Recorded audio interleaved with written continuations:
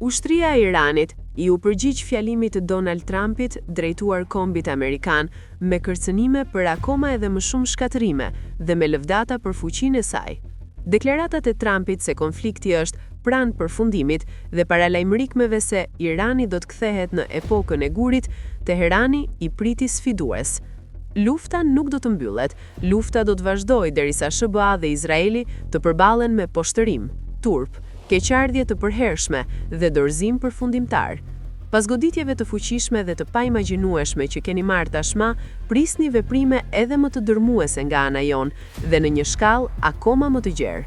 Irani gjithashtu hodhi poshtë pretendimet e Trumpit se ushtria e tij është dobësuar rënd, duke insistuar se SBA nuk di asgjë për aftësitë tona të gjëra dhe strategjike.